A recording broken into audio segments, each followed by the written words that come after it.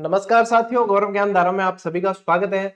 बताइए आप लोगों की पढ़ाई कैसी चल रही है? अच्छी चल रही होगी और नहीं चल रही है तो अच्छी कर दीजिए, क्योंकि आने वाले समय में बहुत सारे एग्जाम देखने को मिलेंगे और उन एग्जाम में यहां से बहुत सारे सवाल देखने को मिलेंगे।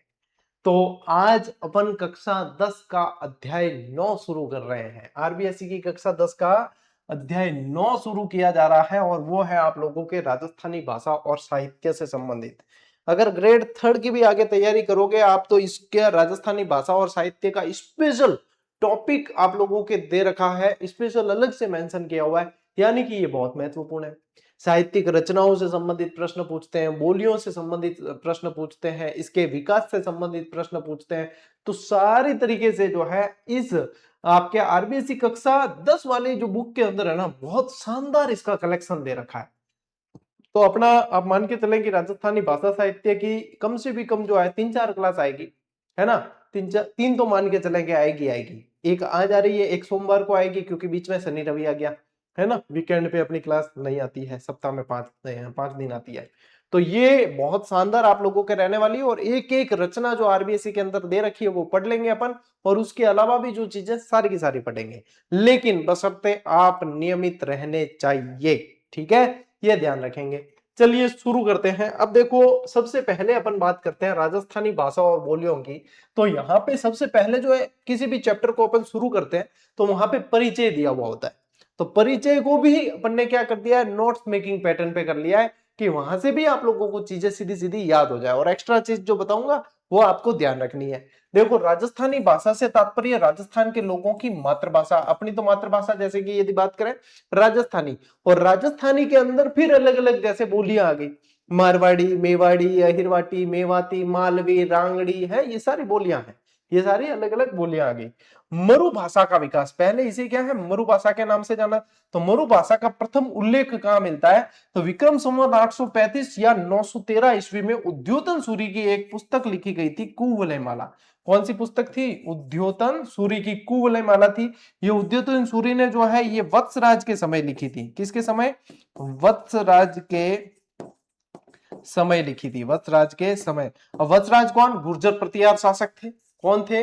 गुर्जर प्रतिहार शासक, वत्सराज के समय। और लिखी कहां थी पूछ ले तो ध्यान रखना, जालोर के किले के अंदर। ठीक है, कहां लिखी थी? जालोर में लिखी थी ये। तो ये ध्यान रखना, कुवलय माला। इस कुवलय माला से संबंधित भाई साहब एक और प्रश्न आप लोगों के पूछते हैं। इसके अंदर 18 भाषाओं का उल्लेख है। इसके अंदर 18 भाषाओं का उल्लेख मिलता है इस कुवलय माला में। तो एक बार यह संख्या भी पूछी गई, एक बार क्या 2-3 बार पूछी गई है, जिसमें अपने मरु भाषा का उल्लेख भी मिलता है। तो ये कुवलय माला से संबंधित ये चीजें ध्यान रखनी है। इस ग्रंथ में 18 देशी भाषाओं के अंदर मरु भाषा को भी शामिल किया है, और ये मरु भाषा पश्चिमी राजस्थान की भाषा थी। ये पश्चिमी राजस्थान की भाषा थी। ये जो पंक्ति, ये जो लाइन है ना, ये बहुत ही ज्यादा मोस्ट इंपॉर्टेंट है कि कितनी भाषाओं का उल्लेख इसके अंदर मिलता है।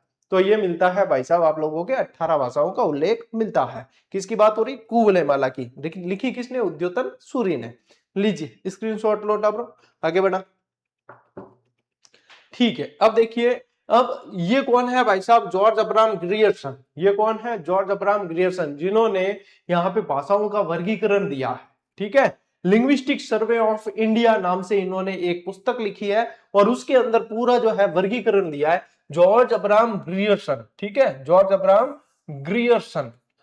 इन्होंने सन 1912 में, पूछ सकते हैं ये सन भी पूछ सकते हैं, 1912 में अपनी एक पुस्तक लिखी जिसका नाम था लिंग्विस्टिक सर्वे ऑफ इंडिया। क्या? Linguistic survey of India. इसमें पहली बार राजस्थान की भाषा के लिए राजस्थानी शब्द का प्रयोग किया इन्होंने। इन्होंने क्या किया है? राजस्थानी शब्द का प्रयोग किया है राजस्थानी भाषा के लिए। यह नाम इस प्रदेश में प्रचलित विभिन्न भाषाओं का एक सामूहिक नाम था, जो अब पूरी तरह से प्रचलित हो चुका है। तो इन्होंने जो है पूरा वर्गीकरण दिया है वैसे जॉर्ज अब्राहम ग्रियर्सन ने, है ना। तो ये ध्यान रखना है। अब प्रमुख बोलियां और उपबोलियां कौन कौन सी है, तो यहां पे देखो कौन कौन सी, मारवाड़ी, मेवाड़ी, ढूंढाड़ी, मेवाती, हाडोती आदि सब राजस्थान की ही विभिन्न बोलियां और उपभाषाएं हैं। ठीक है, विभिन्न बोलियां। अब विभिन्न बोलियां है तो ये सारी अपन पढ़ेंगे। मारवाड़ी कौन सी है, मारवाड़ी की उपबोलियां कौन सी है, मेवाड़ी, मेवाड़ी के अंदर क्या विशेषताएं हैं, हाडोती, मालवी, सारी चीजें आज ही पढ़ा अपन। ठीक है, सारी आज पढ़ेंगे, लेकिन इससे पहले अपन थोड़ा सा विकास वगैरह और पढ़ते हैं। एक बार स्क्रीनशॉट लो, फिर इसका विकास पढ़ते हैं अपन। देखो जी, राजस्थानी भाषा और उत्पत्ति और विकास देखिए। प्रारंभिक प्रभाव क्या है राजस्थानी भाषा पर 10वीं सदी में, 10वीं सदी तक पश्चिमी भारत के क्षेत्रों में बोले जाने वाली अपभ्रंश का अत्यधिक प्रभाव रहा है। यानी कि एक तरीके से कह सकते हो कि विकास इसका किससे हुआ है, अपभ्रंश से हुआ है। अपभ्रंश भाषा से विकास हुआ है। फिर उद्भव देखिए, राजस्थानी का उद्भव लगभग 11वीं 12वीं शताब्दी से हुआ है। उससे पहले अपभ्रंश को ही इस तरीके से बोला जाता था। फिर 11वीं 12वीं शताब्दी के समथिंग राजस्थानी भाषा का उद्भव हो गया। 16वीं सदी के बाद राजस्थानी भाषा का विकास एक स्वतंत्र भाषा के रूप में हुआ है। ये 3 स्टेप जो आपको दे रखे हैं वो प्रारंभिक प्रभाव है, उद्भव काल है और स्वतंत्र विकास है। दिखने में बहुत सिंपल लगता है और यदि आरबीसी की पुस्तक में देखोगे तो पता ही नहीं चलता कि ये याद भी करना है या सिर्फ पढ़ने के लिए। लेकिन यहाँ पे जब आपके सामने नोट्स बन के आ गया तो आपको पता है कि याद करना है। कि क्या याद करना है कि 10वीं सदी तक तो अपभ्रंश का प्रभाव पड़ता था, 11वीं 12वीं सदी में राजस्थानी भाषा का उद्भव हो गया है और 16वीं सदी के बाद राजस्थानी भाषा स्वतंत्र रूप से अस्तित्व में आ चुकी थी। ठीक है, तो ये आसानी से याद हो जाएगी चीज। लीजिए स्क्रीनशॉट। भाई नोट्स के रूप में जब चीजें सामने आ जाती है ना, फिर वो चीजें आसानी से याद हो जाती है। अब देखो क्या है, कठिनता से सरलता की ओर विकास का क्रम देखते हैं। समस्त भारतीय भाषाओं के अंदर, समस्त भारतीय भाषाओं की जननी वैदिक संस्कृति रही है, जिसका क्रमिक विकास इस प्रकार है, वैदिक संस्कृत रही है। ठीक है, अब यानी कि किसी भी भाषा का विकास मानते तो वो संस्कृत से मानते हैं। किससे मानते हैं? संस्कृत से। कौन सी? जो वेदों में प्रचलित होती थी। अब वेदों की थोड़ी सी कठिन होती थी, तो आम बोलचाल में जब वो वेदों की संस्कृत आने लगी तो उसे कहा जाने लगा लौकिक संस्कृत। उसे क्या कहा जाने लगा? लौकिक संस्कृत। फिर वो और आम हो गई, थोड़ी सी आम लोगों द्वारा और बोली जाने लगी, तो उसको थोड़ा सा और सरल रूप उसका हो गया पाली भाषा। और पाली भाषा से जैसे बिल्कुल ही जैसे कि अब कोई उसके अंदर कठिनता नहीं रही, तो वो प्राकृत भाषा हो गई। और प्राकृत से फिर अपभ्रंश हुई और अपभ्रंश से फिर राजस्थानी का उद्भव होता है। इस तरीके से विकास चला है। ठीक है, तो कैसे है विकास? देखो यहां पे देखना आप कि पहले तो जैसे वैदिक संस्कृत, वैदिक संस्कृत के बाद में लौकिक संस्कृत, फिर पाली भाषा, फिर प्राकृत भाषा। यहां पे क्रम दे रखा है, वैदिक संस्कृत, उसके बाद में लौकिक संस्कृत, पाली भाषा, प्राकृत भाषा और फिर अपभ्रंश। इस तरीके से इनका विकास हुआ है, इस तरीके से विकास हुआ है। अब देखो भाषाई जटिलता के फलस्वरूप लौकिक संस्कृत में परिवर्तित हुई पहले भाषा, फिर इनकी दुरूहता आने पर इनके स्थान पर किसने ले लिया? पाली भाषा ने ले लिया। वैदिक से किस पे आई? देखो वैदिक से आई लौकिक पे, लौकिक से फिर किस पे आई? पाली भाषा के अंदर। और जब लोक से अलग होने लगी तो इसका रूप जो है किसने ले लिया? प्राकृत ने ले लिया। और प्राकृत के कठिन होने पर यह अपभ्रंश भाषाओं का विकास हुआ, जो विभिन्न क्षेत्रों में भिन्न भिन्न रूपों में सामने आई है। तो आपको तो क्या करना है, इसका सार यह है, आपको याद रखना है कि सबसे पहले वेदों में जो संस्कृत आती थी वो काम में आई, वेदों की संस्कृत के बाद में लौकिक संस्कृत काम में आई, लौकिक संस्कृत के बाद में पाली भाषा आ जाती है, पाली भाषा के बाद प्राकृत और प्राकृत के बाद अपभ्रंश भाषाएं काम में आ गई। अब यहाँ पे यदि अपन देखें तो राजस्थान के अंदर देखो दो तरह की वर्गीकरण चलता है। एक तो चलती है डिंगल और एक चलती है पिंगल। एक तो चलती है डिंगल और एक चलती है पिंगल।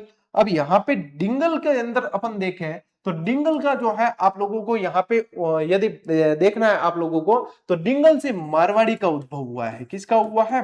मारवाड़ी का हुआ है। ठीक है, और यहाँ पे ध्यान रखोगे कि ये जो है आप लोगों के यहाँ पे पाली भाषा से, ये ध्यान रखना है, इसका उद्भव होता है। ठीक है, यहाँ पे डिंगल के अंदर। ठीक है, और यहाँ पे जो है आप लोगों को ध्यान रखना है, पिंगल का जो है वो संस्कृत से उद्भव होता है। किससे होता है?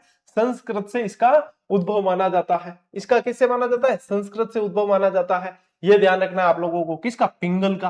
तो यहाँ पे अपने राजस्थानी भाषा के अंदर दो रूप चलते हैं, डिंगल और पिंगल। ठीक है, डिंगल साहित्य और पिंगल साहित्य, ये दो तरीके से चलते हैं। ठीक है, ये ध्यान रखना है आपको।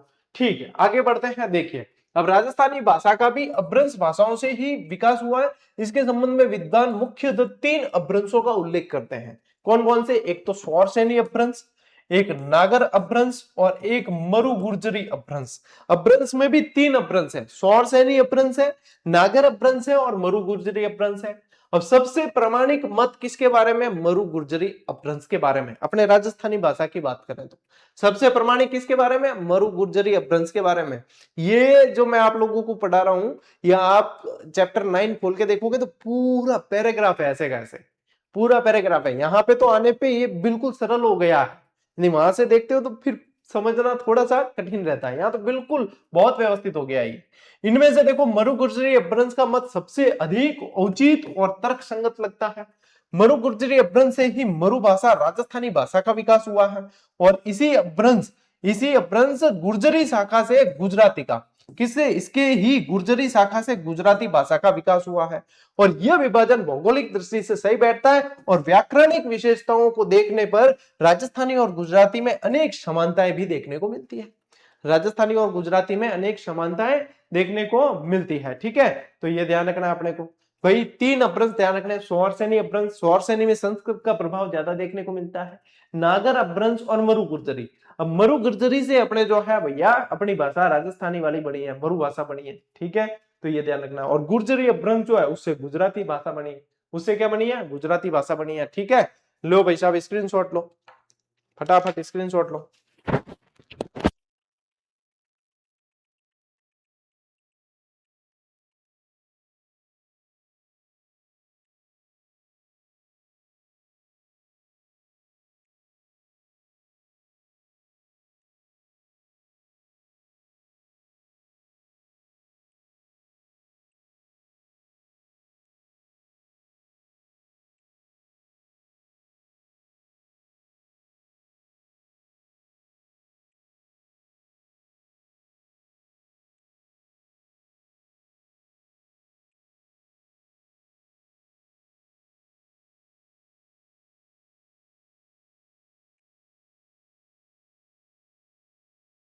चले आगे बढ़े। देखिए अब क्षेत्रीय बोलियों के ऊपर आते हैं। डॉक्टर ग्रियर्सन ने राजस्थानी बोलियों को 5 मुख्य वर्गों में बांटा है। कितने भागों में बांटा है ग्रियर्सन ने? 5 भागों के अंदर बांटा है। ठीक है, किंतु मुख्य रूप से राजस्थानी की बोलियों को 2 भागों में ही बांटा जा सकता है। मुख्य रूप से देखें तो 2 भागों में बांटेंगे क्षेत्र के अनुसार, एक तो पश्चिमी राजस्थानी, एक पूर्वी राजस्थानी। एक तो पश्चिमी राजस्थानी और एक पूर्वी राजस्थानी।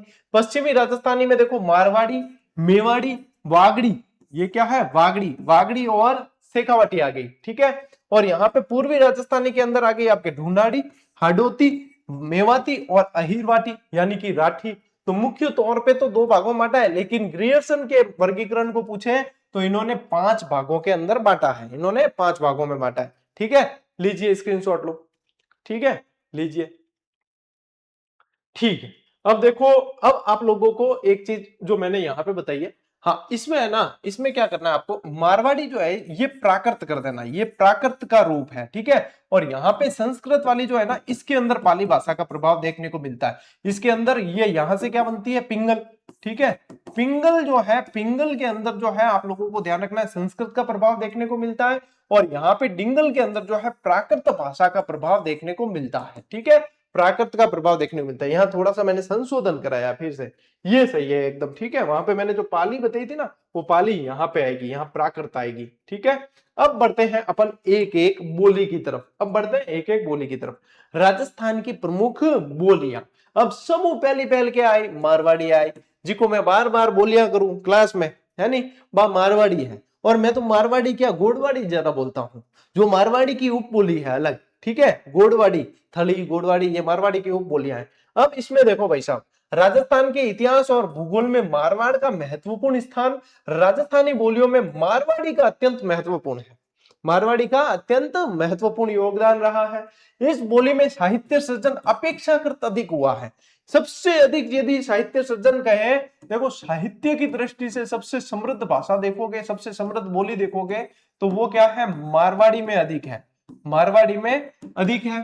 ठीक है, मारवाड़ी के बाद साहित्य की दृष्टि से देखोगे तो दूसरे नंबर पे आती है मेवाड़ी, दूसरे नंबर पे कौन सी आती है, मेवाड़ी आती है। ठीक है, और मोतीलाल मेनारिया ने, लिखो एक लाइन, मोतीलाल मेनारिया ने मेवाड़ी को मारवाड़ी की ही उपबोली कहा है। क्या लिखोगे, मोतीलाल मेनारिया ने मेवाड़ी को मारवाड़ी की ही उपबोली बताया, सिर्फ मोतीलाल मेनारिया के अनुसार, बाकी डायरेक्ट नहीं करना, डायरेक्ट में मेवाड़ी अलग बोली है, लेकिन मेनारिया साहब के अनुसार मेवाड़ी मारवाड़ी की ही उपबोली है। ठीक है, अब देखो राजस्थानी भाषा का पर्याय मानते हैं इसे, साहित्य अधिक होने के कारण इसे कहीं कहीं राजस्थानी भाषा का पर्याय मान लिया जाता है कि यही राजस्थानी भाषा है, जबकि ये उसकी एक बोली है। मारवाड़ी क्या है, राजस्थानी भाषा की एक बोली है। प्राचीन मारवाड़ राज्य का राजस्थान की पश्चिमी सीमा से जुड़ा रहता है ये भाग, और इसलिए मारवाड़ी को पश्चिमी राजस्थान से जोड़ा गया है। एक तरीका यदि देख लो आप, कि मारवाड़ के राठौड़ अपन पढ़ते हैं, मारवाड़ पढ़ते हैं, और मारवाड़ को किससे जोड़ा जाता है, सीधा सीधा क्या कहा जाता है, जोधपुर। यानी कि जोधपुर संभाग आप पूरा ध्यान में रखें, आप क्या ध्यान में रखें, जोधपुर संभाग ध्यान में रखें। मारवाड़ पहला टाइम यूं कहना मारवाड़ राठौड़, यानी कि मारवाड़ यानी जोधपुर हो गया, आसपास का जैसे कि नागौर बीकानेर वाला क्षेत्र है ये हो गया। यदि अपन अलग अंदर जाए डिटेल में तो फिर बीकानेर तो अलग हो जाएगा, जांगल प्रदेश अलग हो जाएगा, जैसलमेर जाओगे तो वल्ल और ये मांड क्षेत्र अलग हो जाएगा। तो ये क्षेत्र थोड़े अलग होते हैं, लेकिन एक समझने के लिए कि जोधपुर संभाग वाला जो क्षेत्र है ना वो मारवाड़ी भाषा वाला क्षेत्र है। आज इसके क्षेत्र में जोधपुर, बीकानेर, नागौर, बाड़मेर, जैसलमेर, पाली तथा शेखावाटी का कुछ क्षेत्र संबंध है। शेखावाटी का पश्चिमी क्षेत्र अपन कह सकते हैं, है ना, पश्चिम की साइड वाला जो क्षेत्र है वो इसके अंतर्गत आ जाता है। और इसकी उपबोलियों में ध्यान रखना, एक तो थली और गोड़वाड़ी इसकी उपबोलियां हैं, प्रमुख उपबोलियां हैं, थली और गोड़वाड़ी। ये मारवाड़ी भाषा, ये मारवाड़ी बोली जो आपके बता रखी है वो पूरी मैंने अकॉर्डिंग टू आरबीएसई आपको तैयार करवा दी है, ठीक है, बेहतरीन नोट्स के साथ, लीजिए स्क्रीनशॉट। अब चलते हैं आगे। अब देखो, अब भाई साहब आई मेवाड़ी, ठीक है, अब क्या आई है मेवाड़ी। अब मेवाड़ वाला क्षेत्र ये कहां बोली जाएगी, तो ये मेवाड़ में बोली जाएगी। अब मेवाड़ वाला क्षेत्र कौन सा है, जहां पे सिसोदिया वंश का शासन रहा है, जहां पे क्या रहा है, सिसोदिया यानी कि गुहिल, सिसोदिया यानी कि गुहिल वंश का शासन रहा है, वो वाला पूरा का पूरा मेवाड़ है। यानी कि आप देखो चित्तौड़गढ़, उदयपुर, है ना, भीलवाड़ा, और आसपास देखोगे तो फिर वहां से ये भी देख लेना, देखो डूंगरपुर बांसवाड़ा को यदि लेंगे तो वो वागड़ी में चली जाएगी स्पेशली, है ना, स्पेशली वागड़ी में, लेकिन ये भीलवाड़ा वगैरह ये क्षेत्र इसके अंतर्गत आ जाएंगे, राज संबंध हो गए। तो देखो साहित्य परंपरा की दृष्टि से मारवाड़ी के पश्चात मेवाड़ क्षेत्र में ही सबसे अधिक साहित्य लेखन हुआ है। इस प्रश्न को, इस लैंग्वेज को ही घुमा फिरा के अभी एग्जाम में प्रश्न पूछा था। आधुनिक राजस्थान में यदि देखें तो उदयपुर, चित्तौड़गढ़, राजसमंद तो और भीलवाड़ा का क्षेत्र मेवाड़ी बोली का प्रभाव क्षेत्र है। अब मेवाड़ी के रूप यानी वर्गीकरण देखें, एक तो होती है पार्वती मेवाड़ी, एक होती है मेवाड़ी मैदानी मेवाड़ी। पार्वती यानी कि पर्वतीय, यानी कि पर्वतीय मेवाड़ी जो पहाड़ी क्षेत्रों में बोली जाती है। तो मेवाड़ के पर्वतीय क्षेत्रों में बोली जाने वाली मेवाड़ी को पार्वती मेवाड़ी कहते हैं, और मैदानी क्षेत्रों में बोले जाने वाली मेवाड़ी को क्या कहते हैं, मैदानी मेवाड़ी कहते हैं। यहाँ पे तो वैसे भी कहते हैं कि हर थोड़ी थोड़ी दूरी पे जो है राजस्थान के अंदर बोलियां बदल जाती है, क्या बदल जाती है, बोलियां। तो ये अपने भाई साहब कौन सी है, मेवाड़ी बोली है, कौन सी है, मेवाड़ी। लीजिए स्क्रीनशॉट, और मोतीलाल मेनारिया वाली लाइन जो लिख लेना इसके अंदर मैंने बताई अभी। फिर आती है ढूंढाड़ी। तो ढूंढाड़ी कौन से क्षेत्र के अंदर है, ये फिर वही, ये ढूंढाड़ शब्द से बना है, किससे बना है, ढूंढाड़। और ढूंढाड़ किससे बना है, यहाँ पे एक नदी है ढूंढ नदी, और ढूंढ नदी के आसपास का जो क्षेत्र है वो ढूंढाड़ के नाम से जाना जाता है। और ढूंढाड़ यानी कि स्पेशल ध्यान रखना ऊपर आमेर, जयपुर, दौसा ए क्षेत्र है, ठीक है, जम्वा, रामगढ़ वगैरह ए। तो यहाँ पे बोले जाने वाली भाषा कौन सी है, ढूंढाड़ी है। मैं बार बार भाषा भाषा कह रहा हूं ना, भाषा तो ऐसे राजस्थानी हो गई, लेकिन बोलियां है कि भैया यहाँ पे तो अलग अलग बोलियां हैं, ठीक है। तो राजस्थान के प्राचीन ढूंढाड़ प्रदेश जिसका संबंध आमेर राज्य से रहा है, यहाँ की बोली को क्या कहा जाता है, ढूंढाड़ी कहा जाता है। यहाँ की बोली को क्या कहा जाता है, ढूंढाड़ी। और इस बोली की सबसे बड़ी विशेषता क्या है, ये शब्द छह, जैसे गुजराती के अंदर कैसे आता है छह, है केम छो मजा मा, ठीक है, वो वाली चीज। तो छह शब्द का प्रयोग होता है, और यह प्रयोग गुजराती भाषा के प्रभाव को दर्शाता है, ठीक है।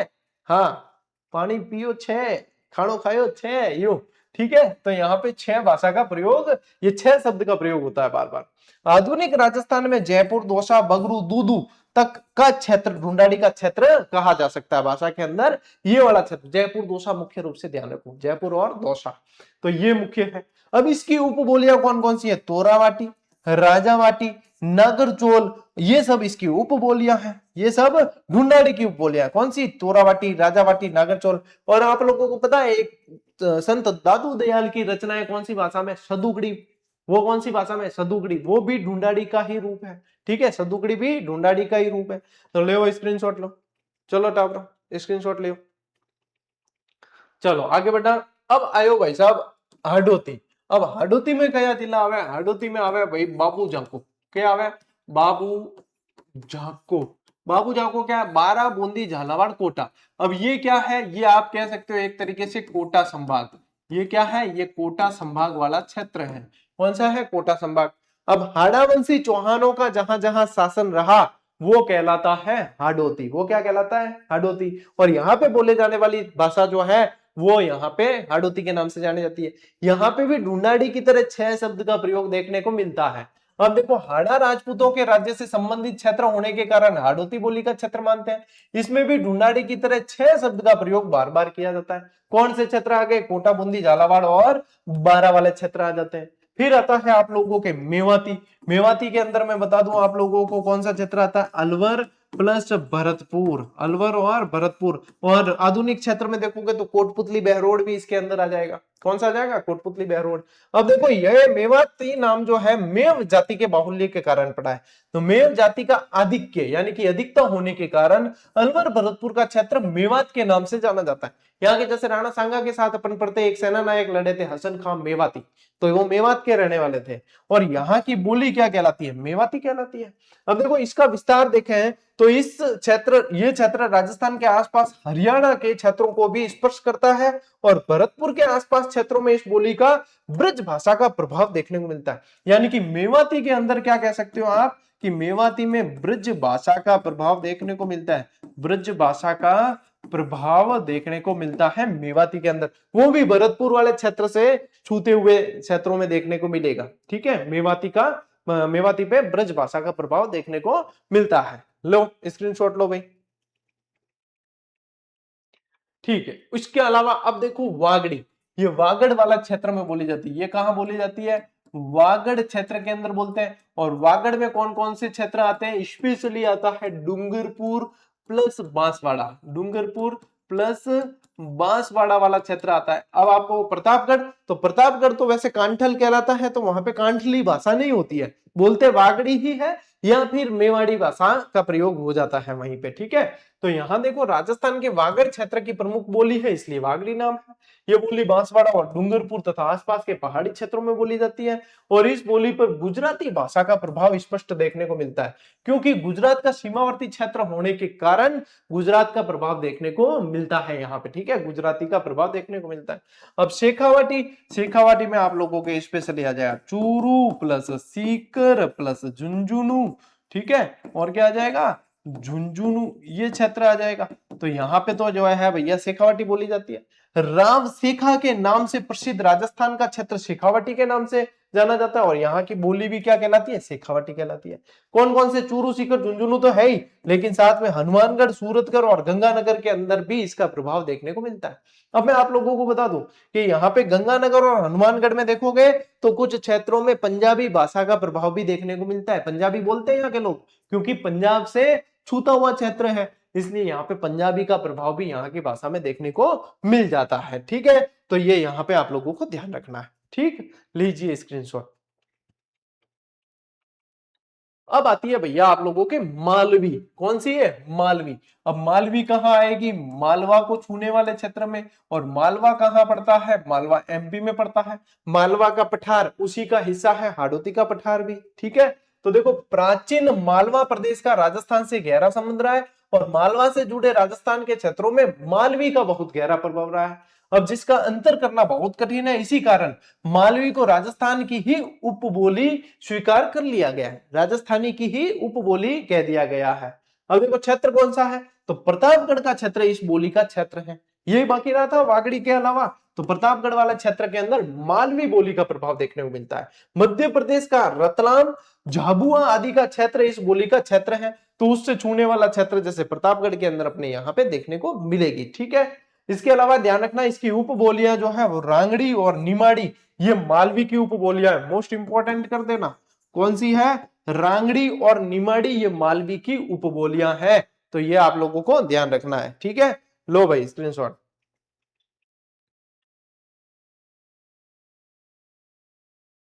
ठीक है, अब देखो, भीली बोली, भीली बोली या अन्य पहाड़ी बोली के नाम से जाना जाता है। क्या कहते हैं? भीली बोली। अब देखो, राजस्थान में आदिवासी जनजातियों का एक बहुत बड़ा जनसमूह आज भी पहाड़ी क्षेत्रों में निवास करता है। ये जनसमूह अपनी कबीला संस्कृति को संजोए हुए हैं, यानी कि कबीले के रूप में ये रहते हैं। इन जनजातियों में मुख्य रूप से भील, मीणा और गरासिया आदि शामिल है, यानी कि जनजातियां जो है वो शामिल हो गए। ठीक है, इन सभी जनजातियों में भीलों का भौगोलिक क्षेत्र सबसे व्यापक है। भीलों का भौगोलिक क्षेत्र क्या है? सबसे व्यापक यानी कि बड़ा है। और इसी कारण इन पहाड़ी बोलियों को भीली बोली के रूप में जाना जाता है। इनको जो है भीली बोली के रूप में जाना जाता है। जो पहाड़ों में बोले जाने वाली बोली है तो भीली बोली कहते हैं। भीली के साथ साथ अन्य जनजातियों की बोलियों को भी पहाड़ी बोलियों के अंतर्गत ही स्वीकार किया जाता है। और ये जनजातियां जिन जिन क्षेत्रों में निवास करती है उन विशिष्ट क्षेत्रों में स्थानीय बोलियों का भी इन पर गहरा प्रभाव देखने को मिलता है। ठीक है, तो ये आप लोगों को ध्यान रखना है कि भीली बोली के नाम से भी जाना जाता है इसे। पहाड़ी बोली जो है जनजातियों द्वारा बोले जाने वाली बोली भीली बोली के रूप में भी जानी जाती है। ठीक है, तो ध्यान रखना ये। लो स्क्रीनशॉट। अब देखिए निष्कर्ष, ये स्पेशली आप लोगों के आरबीएससी बुक में दे भी रखा है, भाषाओं और बोलियों का संबंध बताया है। तो यह स्पष्ट रूप से कहा जा सकता है कि किसी भी मुख्य भाषा का निर्माण उसकी उपभाषाओं यानी बोलियों के माध्यम से ही होता है। भाषा का निर्माण भी किससे होता है? बोलियों के माध्यम से होता है। यदि राजस्थानी भाषा के विकास में देखें तो इस रूप में यह पूरी तरह से निश्चित है कि विभिन्न स्थानीय राजस्थानी बोलियों के आपस में मिलने और विकसित होने से ही राजस्थानी भाषा का विकास हुआ है। ये क्या कहा जा सकता है कि राजस्थानी भाषा एक समृद्ध परंपरा की संवाहक है जिसका निर्माण इसकी विविध बोलियों की संयुक्त धारा से हुआ है। ये निष्कर्ष है। ये याद करने के लिए नहीं है, ये सिर्फ समझने के लिए है कि अपने नोट्स कंप्लीट हो जाए, कि अपने को ये नहीं लगे कि अपन ने जो है आरबीएससी के अंदर से ये मैटर छोड़ दिया। तो ये कंप्लीट होने के लिए आप लोगों को दिया है। ठीक है, स्क्रीनशॉट ले सकते हो। और इसी के साथ आप लोगों के राजस्थानी भाषा का अपन ने प्रारंभ यानी कि क्रमिक विकास जो है वो पढ़ लिया है। साथ ही साथ राजस्थानी की बोलियां अपन ने अच्छी तरीके से पढ़ ली है और कौन कौन से क्षेत्र में इसको किस किस रूप से जाना जाता है, ये सारी चीजें अपन ने यानी कि अपन ने राजस्थानी भाषा का टॉपिक जो है बहुत अच्छी तरीके से शुरू कर दिया है। अब मेन जो चीज है वो तो आएगी भाई आगे। अब इनके कालक्रम के अनुसार इनकी विशेषताएं पढ़नी है अपने को, फिर इसके बाद में साहित्यिक रचनाएं पढ़नी है जिसमें से भाई हमेशा प्रश्न बन रहे हैं, मिलान वाले प्रश्न बन रहे हैं, कथन कारण वाले प्रश्न बन रहे हैं। ये राजस्थानी साहित्य वाला कक्षा 10 का जो चैप्टर है ना, ये बहुत ज्यादा मोस्ट इंपॉर्टेंट है और इसमें से ऐसे के ऐसे प्रश्न बनाए जा रहे हैं। इसलिए कह रहा हूं, मुझे लगता है कि शायद 3 नहीं 4 भी क्लास हो सकती है इसकी, लेकिन अपन छोड़ेंगे नहीं, इसको बहुत व्यवस्थित तरीके से पढ़ेंगे और आप लोगों को नियमितता बना के रखनी है। अब देखो लगभग 1-1.5 महीने के अंदर अपन ये बैच जो है कंप्लीट करेंगे। मैं थोड़ा सा समय बढ़ाऊंगा क्लास का, है ना, क्लास का समय बढ़ाऊंगा और 10वीं की किताब के बाद तो वैसे भी स्पीड अपन पकड़ने वाले हैं, क्योंकि मेन टाइम जो लगना है वो 10वीं की किताब में लगता है। उसके बाद में स्पीड वैसे भी अपन बढ़िया मेंटेन करके चलेंगे, जो फटाफट अपन जो है निबेड़ देंगे, क्योंकि उसके बाद में अपन को रीट मेंस का बैच शुरू करना है जो धुआंधार तरीके से चलेगा और कंटिन्यू चलेगा। वैकेंसी आए चाहे नहीं आए, अपन बहुत बढ़िया तरीके से व्यवस्थित तरीके से पढ़ेंगे। और मैं ये बात कह सकता हूं कि जब मैंने यहां से बैच शुरू कर दिया, आपको कहीं से कोई पेड कोर्स लेने की आवश्यकता तक महसूस नहीं होगी। और जो पेड कोर्स लेके पढ़ेंगे वो भी गारंटी के साथ कह रहा हूं कि वो भी यहाँ की क्लास तो पढ़ेंगे ही पढ़ेंगे। तो फालतू पैसे ज्यादा खर्च करने नहीं है, व्यवस्थित तरीके से पढ़ो। मेरे निर्देशन में पढ़ लेना, आप लोगों का सिलेक्शन पक्का है ग्रेड 3 के अंदर। यदि व्यवस्थित तरीके से आपने कई चीजें उस अनुसार मान ली, उस अनुसार कर ली, तो भैया हजारों सिलेक्शन देने का अनुभव आप ले चुके हैं, आप लोगों का सिलेक्शन करवा के रहेंगे। ठीक है, निश्चिंत रहो और टेंशन नहीं लेनी, फालतू के पैसे कहीं खर्च नहीं करने, वो कहीं और काम में आएंगे आप लोगों के। ज्यादा कहीं पे ऐसे ये मतलब नहीं है ज्यादा, समझ जाओ इतने में। ठीक है, चलिए अब मिलते हैं साथियों अगली क्लास में, अगले वीडियो में। तब तक के लिए राम राम, जय हिंद।